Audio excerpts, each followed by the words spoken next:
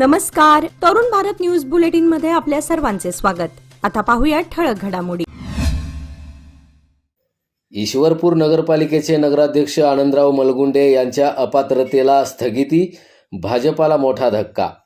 सांगली जिल्ह्यातील ईश्वरपूर नगरपालिकेचे लोकनियुक्त नगराध्यक्ष आनंदराव मलगुंडे आणि नगरसेवक सुनील मलगुंडे यांच्या अपात्रतेच्या आदेशाला राज्य शासनानं स्थगिती दिली आहे. उपमुख्यमंत्री तथा नगरविकास मंत्री एकनाथ शिंदे यांच्या आदेशानंतर नगरविकास विभागाचे उपसचिव अनिरुद्ध जेवळीकर यांनी सांगलीचे जिल्हाधिकारी मैना घोष यांनी दिलेल्या अपात्रतेच्या आदेशाला स्थगिती दिली आहे. यामुळे ईश्वरपूरच्या राजकारणात मोठी उलथापालथ झाली असून भाजपाला हा मोठा धक्का मानला जात आहे. यापूर्वी आनंदराव मलगुंडे यांच्या अपात्रतेमुळे जयंत पाटील गटाला मोठा फटका बसला होता. दरम्यान काही दिवसांपूर्वी राष्ट्रवादी काँग्रेसचे नेते जयंत पाटील यांनी मुख्यमंत्री देवेंद्र फडणवीस आणि उपमुख्यमंत्री एकनाथ शिंदे यांची भेट घेतली होती. त्या भेटीनंतर आठवडाभरातच ही स्थगिती मिळाल्यानं ईश्वरपूरच्या राजकीय वर्तुळात विविध चर्चांना सध्या उधाण आलंय.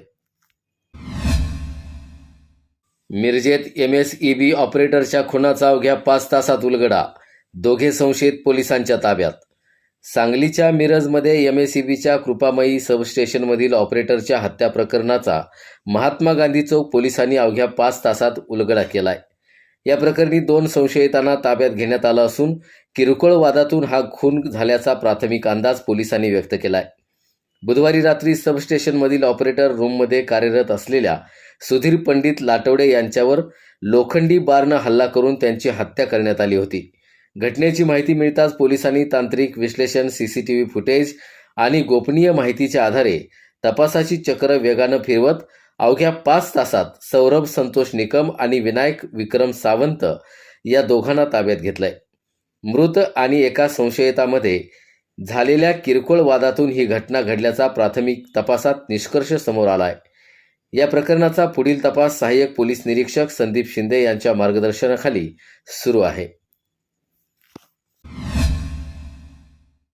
पुण्यश्लोक अहिल्यादेवी होळकर कर्जमुक्ती योजनेत 38,420 शेतकरी पात्र, जिल्हाधिकारी मैनाक घोष यांची माहिती.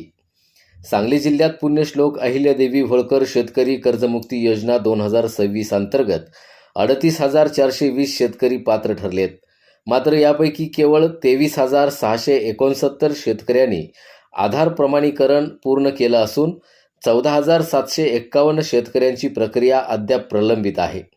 ही माहिती जिल्हाधिकारी मैना घोष यांनी आज पत्रकार परिषदेत दिली आहे. योजनेचा लाभ मिळवण्यासाठी आधार प्रमाणीकरण आणि अंगठ्याद्वारे पडताळणी अनिवार्य असल्याचं त्यांनी यावेळी स्पष्ट केलंय. पात्र शेतकऱ्यांच्या याद्या जिल्हा मध्यवर्ती सहकारी बँक, विकास सेवा सोसायट्या, ग्रामपंचायती तसंच गाव चावडीवरील सूचना फलकांवर प्रसिद्ध करण्यात आल्या आहेत. जिल्ह्यातील 12,362 शेतकऱ्यांकडे अद्याप फार्मर ID नसल्याचंही त्यांनी यावेळी सांगितलंय. त्यामुळं पात्र शेतकऱ्यांनी तातडीनं आधार प्रमाणीकरण पूर्ण करावं आणि फार्मर ID नसलेल्यांनी त्वरित नोंदणी करून कर्जमुक्ती योजनेचा लाभ घ्यावा असं आवाहन जिल्हाधिकारी मैना घोष यांनी केलंय. पंडित दीनदयाळ उपाध्याय रोजगार मेळावा यशस्वी, 460हून अधिक उमेदवारांची प्राथमिक निवड. बदलत्या तंत्रज्ञानाच्या युगात केवळ पदवी पुरेशी नसून सातत्यानं कौशल्य वृद्धी करणं ही काळाची गरज असल्याचं प्रतिपादन जिल्हाधिकारी मैनाक घोष यांनी केलंय. सांगलीतील श्रीमती मथुबाई गरवारे कन्या महाविद्यालयात आयोजित पंडित दीनदयाळ उपाध्याय जिल्हास्तरीय रोजगार मेळाव्यात ते बोलत होते. या मेळाव्यात मॅन्युफॅक्चरिंग, ऑटोमोबाईल, बँकिंग, अभियांत्रिकी, हॉस्पिटल, इलेक्ट्रिकल्स आणि इतर क्षेत्रातील 30 नामांकित कंपन्यांनी सहभाग घेत 813 रिक्त पदांसाठी भरती प्रक्रिया राबवली. मेळाव्याला 2,000हून अधिक उमेदवारांनी उपस्थिती लावली असून 460हून अधिक उमेदवारांची प्राथमिक निवड करण्यात आली आहे. कृत्रिम बुद्धिमत्ता, ऑटोमेशन आणि डिजिटल तंत्रज्ञानामुळं रोजगार क्षेत्रात मोठे बदल होत असल्यानं युवकांनी सध्या कौशल्याचा स्वीकार करून स्वतःला सक्षम बनवावं असं आवाहन जिल्हाधिकारी मैना घोष यांनी केलंय. यावेळी आमदार सुधीर गाडगीळ यांच्यासह विविध मान्यवर उपस्थित होते.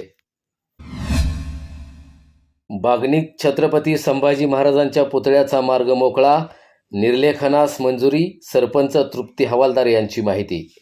सांगली जिल्ह्यातील वाळवा तालुक्यामधील बागणी इथं छत्रपती संभाजी महाराजांचा भव्य पुतळा उभारण्याच्या कामाला मोठं यश मिळालंय. जुन्या ग्रामपंचायत इमारतीच्या निर्लेखनाच्या प्रस्तावाला जिल्हा परिषदेच्या सर्वसाधारण सभेत मंजुरी मिळाल्याची माहिती सरपंच तृप्ती संदीप हवालदार यांनी दिली आहे. 16 डिसेंबर 2025 रोजी झालेल्या विशेष ग्रामसभेत जुन्या ग्रामपंचायत इमारतीच्या जागेवर पुतळा उभारण्याचा ठराव मंजूर करण्यात आला होता. त्यानंतर इमारतीचं स्ट्रक्चरल ऑडिट करून प्रस्ताव गटविकास अधिकाऱ्यांमार्फत जिल्हा परिषदेकडे पाठवण्यात आला होता. 16 जुलै 2026 रोजी झालेल्या सर्वसाधारण सभेत या प्रस्तावाला अंतिम मंजुरी मिळाली असून त्याचे अधिकृत पत्रही ग्रामपंचायतीला प्राप्त झालंय. या निर्णयामुळे पुतळा उभारणीच्या कामाचा मार्ग मोकळा झालाय. यावेळी सरपंच तृप्ती हवालदार यांनी जिल्हा परिषद, पंचायत समिती वाळवा तसंच या स्मारकासाठी सुरुवातीला 15 लाख रुपयांचा निधी उपलब्ध करून देणारे आमदार जयंत पाटील यांचे आभार मानत लवकरच भव्य स्मारक उभारण्याचा निर्धार व्यक्त केलाय. याचबरोबर आजचे बातमीपत्र इथे संपले.